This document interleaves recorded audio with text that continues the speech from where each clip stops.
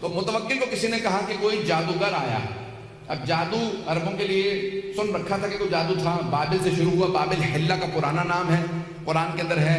Harut و Marut, Harut و ماروت کا واقعہ سن رکھا ہوگا, نہیں سنا تو پڑھ لیجیے گا. ہاروت و ماروت دو جادوگر تھے بنی اسرائیل کے زمانے میں, جناب سلیمان کے زمانے میں.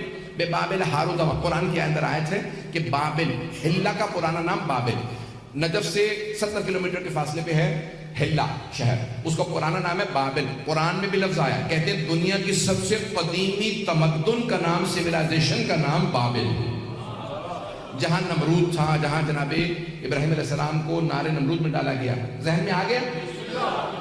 تو اب یہ جادو پرانا تھا, لیکن ایک مرتبہ کوئی بنگال کا یا کہیں ہندوستان کا اس زمانے میں کوئی جادوگر اس کے پاس آیا. اس نے اس کی آزمائش کی, امتحان لیا, دیکھا ہاں واقعی جادوگر ہے.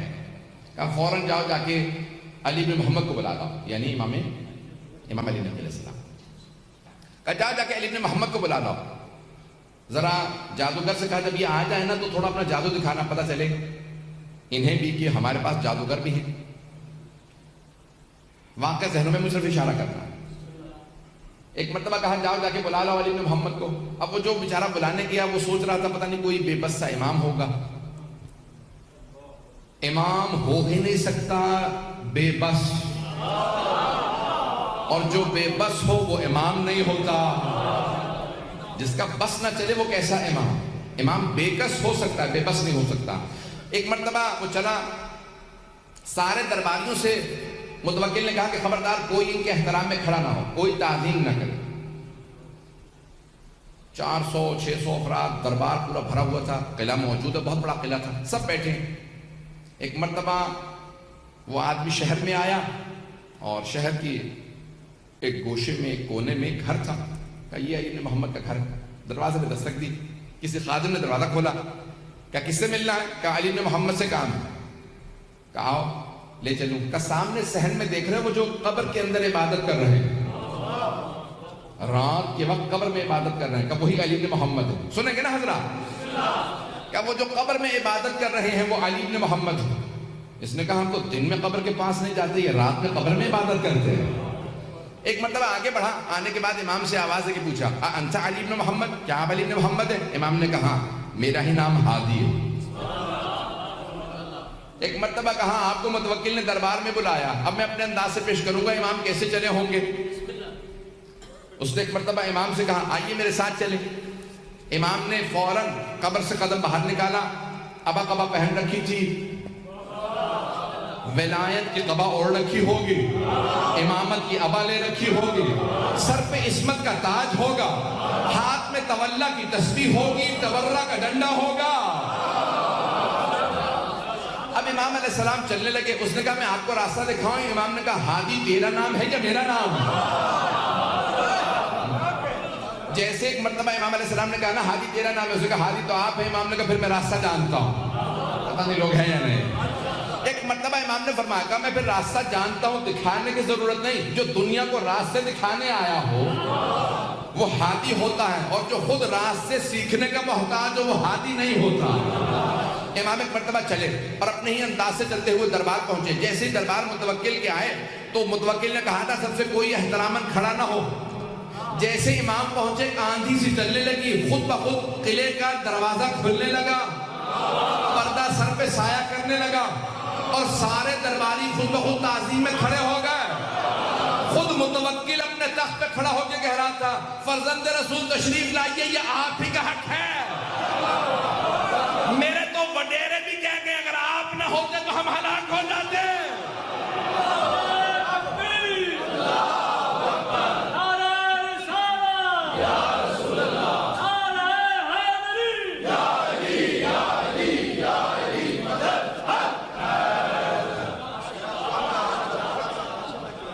ایک مرتبہ امام علیہ السلام چلے اور جیسے ہی دربار میں داخل ہوئے سارا دربار امام کی تعظیم میں کھڑا ہو گیا. متوکل نے کہا فرزند رسول تشریف لائیے. امام نے کہا ہمیں تیرے تخت سے ظلم کی بو آتی ہے, ہم تخت پہ نہیں بیٹھتے. امام کے لیے ایک مرتبہ مسند بچھائی گئی اور ایک سامنے میز نما شیشے کو رکھا اور کہا امام کے لیے کھانا لگا دیا جائے. اس نے جیسے کھانا رکھا فوراً اپنے جادوگر کو آنکھوں سے اشارہ کیا کہ اپنا جادو دکھا. واقعہ ذہنوں میں ہوگا اگر لوگ ہیں یا نہیں ہیں. مجھے طرف اشارہ کرنا تھا. جیسے امام نے ہاتھ بڑھایا نا تو روٹی امام کے ہاتھ سے سرک گئی. امام روٹی تھوڑی دور ہو گئی. امام نے کہا جو بھی ہے باز آ جائے. عظمت امام علیہ السلام دیکھیے, نام نہیں لیتے, یہ نہیں کہتے میں جانتا ہوں جادوگر. امام نے کہا جو بھی ہے باز آ جائے. پھر امام نے دوسری مرتبہ ہاتھ بڑھایا, پھر ایک مرتبہ روٹی سے رکھی. امام نے ایک مرتبہ کہا کیا ان درباروں میں شرفاء کی زبان نہیں سمجھتے لوگ؟ اب تیسری مرتبہ امام نے روٹی کی طرف ہاتھ بڑھایا, ابھی پھر بھی وہ باز نہیں آیا. سارا دربار دیکھ رہا تھا جادوگر اب کیا کرتا ہے. جیسے ہی امام نے ہاتھ بڑھایا, جیسے تیسری مرتبہ روٹی ہاتھ سے سرکی, اس دیوار کے اوپر غالیچہ تھا, غالیچے پہ ایک شیر کی تصویر بنی تھی. لیکن جادوگر کو جواب دینا تھا. پتہ نہیں لوگ پہنچ رہے نہیں پہنچ رہے. جادوگر کو جواب دینا مقصود تھا. اسے بتانا تھا تو جادوگر ہے, ہم صاحب اعجاز ہیں. امام نے ایک مرتبہ وہ جو دیوار کے اوپر غالیچہ تھا, غالیچے کو دیکھا جس پہ اسد کی, شیر کی تصویر بنی تھی. عربی زبان میں شیر کو اسد کہتے ہیں. امام نے شیر کو دیکھ کے عربی میں کہا ایھا الاسد, او شیر تو دیکھ رہا تیرے ایمان کی توہین ہو رہی ہے. ایک مرتبہ سارا بندہ پریشان ہونے لگا. لگ یہ رہا تھا کہ غالیچے پہ جو شیر کیا عکس بنا ہے وہ عکس نہیں رہا, شیر بن رہا ہے. وہ شیر بن کے آگے بڑھا. نہ اس نے امام سے پوچھا کہ کسے کھاؤں. ایک مرتبہ جادوگر کی طرف بڑھا, اسے بغیر خون کا قطرہ گرائے پورا نکل گیا. اور پورا نکلنے کے بعد امام کے سامنے آگے کھڑا ہوا اور ایک مرتبہ فصیح عربی زبان میں کہا فرزند رسول اگر آپ اجازت دے متوکل کو کھا لو. متوکل نے ہاتھوں کو باندھا, کہا فرزند رسول اس سے کہیے واپس چلا جا, یہ دوبارہ عکس بن جائے. امام نے اشارہ کیا واپس چلا جا. کہا وہ میرا جادوگر تو واپس کر دے. وہ بہت قیمتی تھا, میں ہندوستان سے ہند سے لایا تھا. عربی میں ہندوستان کو ہند کہتے ہیں. کہا میں ہند سے لایا تھا, وہ معمولی نہیں تھا. اس شیر سے کہیں میرا ساحر میرا جادوگر واپس کر دے. ساحر عربی میں کہتے ہیں جادوگر کو. امام نے کہا جب جناب موسیٰ کا عصا اژدہا بنا تھا, اس نے فرعون کے جادوگروں کی رسیوں کو کھا لیا تھا. لیکن جب جناب موسیٰ نے اٹھایا تو دوبارہ عصا بن گیا. جب عصا بنا تو اس نے جادوگروں کی رسیوں کو اگلا نہیں تھا. اگر جناب موسیٰ کا عصا واپس کر دیتا تو یہ بھی واپس کر دیتا.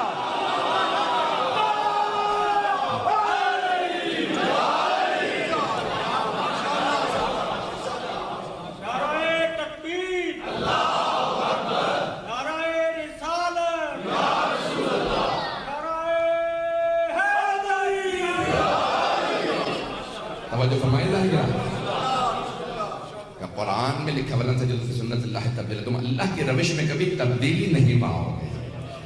جب وہ عصائے موسیٰ اژدہا نہیں لوٹاتا, سانپوں کو نہیں لوٹاتا, تو یہ بھی پلٹ جائے گا. عزیزان گرامی واقعہ مکمل کر دوں. واقعہ بہت پرانی مکمل نہیں کر سکوں گا, لیکن جتنا پیش کر رہا ہوں اس کو سن لیجیے گا. اب ایک مرتبہ سب کی توجہ, وہ جو جتنے بھی دربار میں بیٹھے تھے سب کی توجہ امام کی طرف ہو گئے. پتہ نہیں لوگ ہیں نہیں. اب متوکل نے ایک مرتبہ مختلف لوگوں کو اشارے کیے بھی کوئی سوال کرو کچھ کرو, مجھے خود سمجھ میں نہیں آ رہا کیا کروں. ایک گھبراہٹ سب پہ روب سا طاری ہو گیا. امامت اسے کہا جاتا ہے. تو وہاں پہ ایک آدمی کھڑا ہوا, اس نے کہا کہ میں دعویٰ کرتا ہوں سلونی قبل ان تفقدونی, جو پوچھنا ہے پوچھ لو اس سے پہلے کہ تم مجھے کھو دو. یہ مولا سے مخصوص ہے. آج من کن تو مولا ہے نا, تو اس لیے جملہ پیش کر رہا ہوں. تو امام علی نقی سے بھی وابستہ ہے, ان کا بھی ہو جائے گی بات, مکمل ہو جائے گی, اور مولا امیر المومنین کی بات آپ تک پہنچ جائے گی. تو ایک آدمی نے دعویٰ کر دیا جو پوچھنا پوچھ لو. متوکل بہت خوش ہوا کہ میرے دربار میں کسی نے دعویٰ کر دیا جو اہل بیت سے وابستہ ہے. تو دربار میں ایک درباری کھڑا ہو گیا. اچھا, اس کے سوال سے پتہ چل رہا کہ وہ تقیہ میں تھا لیکن تھا شیعہ. پتہ نہیں بات پہنچی یا نہیں پہنچی. سوال کرنے والے سے اندازہ یہ ہوتا کہ وہ شیعہ تھا. اس نے کیا سوال کیا, اچھا سوچ لے, جو پوچھنا ہے پوچھ لو. اس نے کہا یہی تو کہا جو پوچھنا ہے پوچھ لو. اس نے کہا اچھا یہ بتا حج واجب ہے. اس نے کہا یہ کیسا سوال ہے, یہ تو پوری دنیا کو پتا حج واجب ہے. کہا تو نے کہا ہے نا جو پوچھنا ہے پوچھ لو, میرے تو سوال ایسے ہی ہوں گے, تو بتا کہ تجھے جواب آتا ہے یا نہیں آتا. اس نے کہا ہاں حج واجب ہے. اچھا یہ بتا پھر انبیاء پہ بھی حج واجب تھا. تھوڑی دیر سوچنے لگا، پھر کہا کہ انبیاء پہ بھی حج واجب ہی تھا. انہوں نے کہا سوچ لے. کہا نہیں اچھا انبیاء پہ حج واجب تھا. اچھا یہ بتا پھر حضرت آدم پہ بھی حج واجب تھا. اب پریشان ہو گیا، کہنے لگا واجب بھی رہا ہوگا. اس نے کہا کہ واجب رہا ہوگا یا واجب تھا. اب ایک مرتبہ اسے پسینے آنے لگے جیسے مجھے پسینے آ رہے ہیں. مجھے تو پنکھا نہ ہونے کی وجہ سے پسینے آ رہے ہیں، اسے جواب نہ آنے کی وجہ سے پسینے آ رہے تھے. یہ نہیں تقاضا کرتا کہ مجھے پنکھا چاہیے. کراچی میں ایک بار مرتبہ گر چکا ہوں. یہاں پہ بھی آپ کی کراچی جیسے گرمی ہے، لیکن الحمدللہ پھر بھی قابل برداشت ہے. توجہ میرے ساتھ رکھیے گا. صاحب مجلس کو زیادہ پریشانی ہوتی ہے، وہ میرے خیال میں پنکھا لینے چلے گئے. توجہ رہے گی میرے ساتھ. تو ایک مرتبہ کہا کہ بتا حضرت آدم پہ حج واجب تھا. اس نے کہا کہ واجب ہی ہوگا، واجب رہا ہوگا. اس نے کہا اچھا یہ بتا واجب تھا یا واجب رہا ہوگا. اس نے کہا نہیں واجب تھا. اس نے کہا اچھا اگر حضرت آدم پہ حج واجب تھا تو بتا انہوں نے کیا تھا حج. آپ تو ایسے خاموش بیٹھے جیسے آپ لوگوں سے پوچھ لیا میں نے سوال. تو کہنے لگا کہ بھئی کیا ہی ہوگا. اگر واجب تھا تو انہوں نے کیا ہی ہوگا. کیا بتا انہوں نے حج کیا تھا یا نہیں کیا تھا. تو کچھ سوچ کے کہنے لگا حضرت آدم نے حج کیا تھا. اس نے کہا کیا پوچھ لے گا زیادہ سے زیادہ. کہا حضرت آدم نے حج کیا تھا. کہا اچھا یہ بتا اگر حضرت آدم نے حج کیا تھا تو ان کا سر کس نے مونڈا تھا.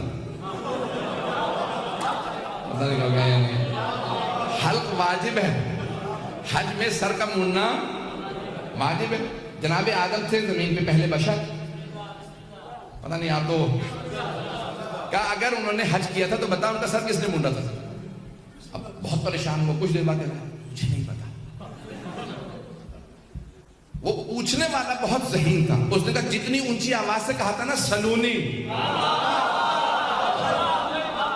اتنی ہی اونچی آواز سے کہے مجھے نہیں پتا، تو جاہل ہے، تجھے کہنا ہی نہیں چاہیے تھا سلونی. ایسا نہیں کہ بس مجھے ہوا آ رہی ہے، میرے لیے اتنا کافی.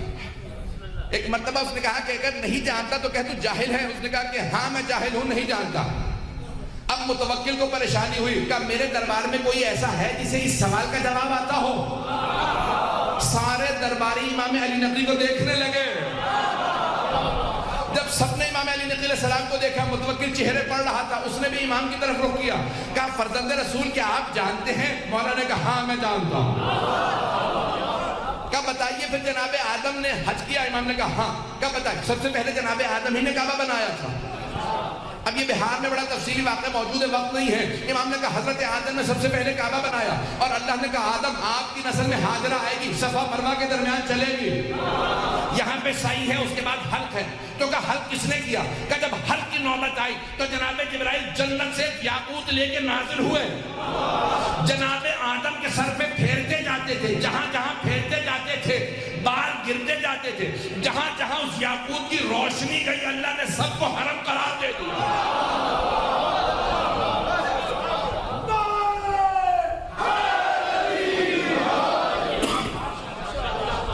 امام نے سب کو حرم قرار دیا. ایک مرتبہ متوکل نے کہا فرزند رسول آپ کہیے سلونی. امام نے کہا کیونکہ میرے جد علی ابن ابی طالب نے کہا تھا اس لیے میں نہیں کہا، لیکن میں ان کے علم کا وارث ہوں، جو پوچھنا ہو پوچھ لو. اللہ نے گرامی وہاں پہ سوال ہوئے، بس بھئی میں نے کہا وقت نہیں ہے، میں انشاءاللہ اگلے مرحلے میں جا رہا ہوں. تو ایک مرتبہ کسی نے سوال کیا بتائیے فرزند رسول یہ فجر کی نماز واجب کیوں ہے؟ فجر کی نماز واجب کیوں ہے؟ کہ جب اللہ نے جناب آدم کو زمین پہ بھیجا تو رات کا وقت تھا. ایک تو جنت کی جدائی، دوسرے اللہ کی ناراضگی، تیسرے جس جگہ پہ آئے وہاں تاریکی ہی تاریکی. تو جناب آدم پوری رات روتے رہے. اچانک جیسے ہی صبح صادق ہوئی زمین کی مشرقی طرف ایک مرتبہ ایک لکیر سے کھینچی جسے صبح صادق کہتے ہیں. تو جناب آدم سمجھ گئے یہاں پہ روشنی آئے گی. اس روشنی کو دیکھتے ہی صبح صادق کے وقت جناب آدم نے 2 رکعت نماز شکرانہ پڑھی. پروردگارہ تیرا شکر ہے یہاں روشنی آئے گی. اللہ نے کہا آدم تیری پوری نسل میں یہ تیری 2 رکعت نماز میں نے واجب قرار دی. یہ یادگار جناب آدم ہے. یہ جناب آدم کی یادگار ہے کہ دور کا بس اسی طرح سے ظہر اثر مغرب عشاء سب پوچھا، سارے سوالات کرتے رہے، یہاں تک کہ ایک مرتبہ ایک چور کو لے کے آئے اور اس چور سے ایک مرتبہ متوکل نے خود پوچھا کہ واقعی تو چور ہے؟ اس نے کہا کہ جانتا ہے چوری کی سزا کیا ہے؟ کہا ہاں، ہاتھ کاٹا جائے گا۔ کہ پھر بتاؤ مسلمان کی جتنے بھی وہاں پہ علماء بیٹھے تھے کہ مسلمانوں بتاؤ ہاتھ کہاں سے کاٹا جائے گا؟ چور آیا۔ تو ایک مسلمانوں کے 4 مذاہب ہیں، چاروں کا الگ الگ فتویٰ ہے۔ مذاہب اربع، امام ابو حنیفہ کا الگ ہے، امام مالک کا الگ، امام شافعی کا الگ، امام احمد بن حنبل کا الگ۔ سنیں گے؟ اگر کہیں میں چھوڑ کے ختم کر دوں۔ تو ایک مرتبہ ایک نے کہا کہ بھئی ہاتھ عرف عام میں ہتھیلی تک ہے اور اس کو کلائی سے کاٹ دیا جائے، بس یہ ہاتھ کاٹنے کا۔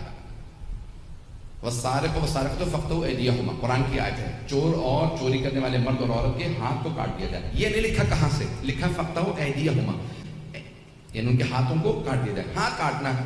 تو ایک مرتبہ اس نے کہا عرف عام میں کلائی تک ہاتھ کہا جاتا ہے۔ تو دوسرے سے پوچھا بھی آپ کا فتویٰ کیا ہے، آپ کے مذہب کا؟ انہوں نے کہا نہیں، اللہ نے کہا فَاغْسِلُوا وُجُوهَكُمْ وَأَيْدِيَكُمْ إِلَى الْمَرَافِقِ، اپنے ہاتھوں کو کونیوں تک یا کونیوں سمیت دھو، ہم کہتے ہیں سمیت، وہ کہتے ہیں تک، تو کہا کوہنی سے کاٹا جائے، کیونکہ اللہ نے جب ہاتھ کہا ہے تو کوہنی تک کہا۔ توجہ ہے یا نہیں؟ ایک نے کہا کلائی تک، دوسرے نے کہا نہیں، اللہ نے قرآن میں کہا ہے ہاتھ اور کوہنی مراد دی ہے تو کوہنی سے کاٹ دیا جائے۔ تیسرے سے پوچھا آپ کا، اس نے کہا میں احتیاط کرتا ہوں دونوں کے بیچ سے کاٹ دیا جائے۔ پتہ نہیں حضرات ہیں یا نہیں ہے؟ میں کہتا ہوں بیچ سے کاٹ دیا جائے، یہ کہتا ہے کلائی سے، وہ کہتا ہے کونی سے، میں کہتا ہوں بیچ سے کاٹ دیا۔ چوتھے سے پوچھا، اس نے کہا نہیں یہ پورا کا پورا ہاتھ ہے تو بازو۔ اب چور اس دوران جو ہے بیچارہ بلڈ پریشر کا ہائی ہو رہا تھا کہ کہاں سے میرا ہاتھ کٹنے والا ہے۔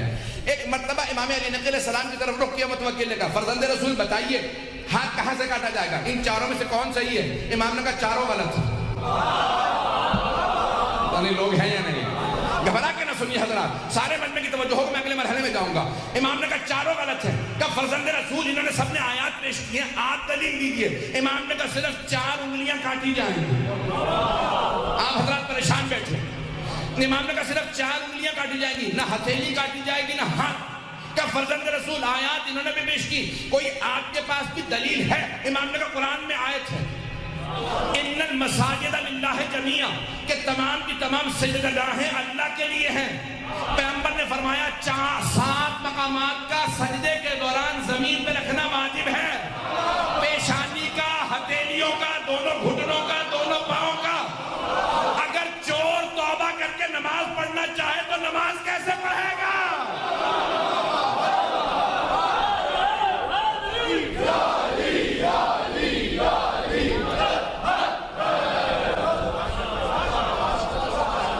چور توبہ کر لے تو ہاتھ نماز کیسے پڑھے گا اگر ہاتھ کٹا ہوا ہوگا؟ تو اس لیے صرف 4 انگلیاں کاٹی جائیں گی۔ پیغمبر نے بھی 4 انگلیوں کا حکم دیا تھا، میرے جد امیر المومنین نے بھی 4 انگلیوں کا حکم دیا،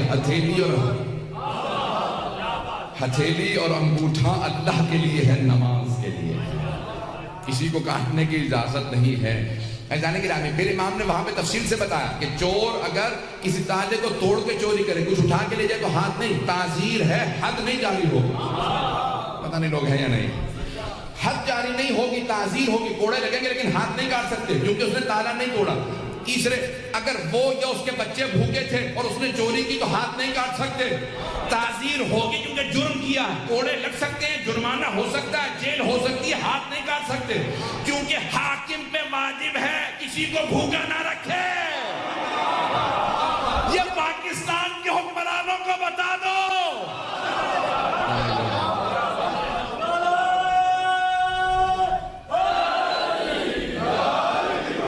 بات پہنچ رہی ہے ذہن کی؟ جو کسی کو بھوکے رکھے ہوئے ہوگا وہ خود جواب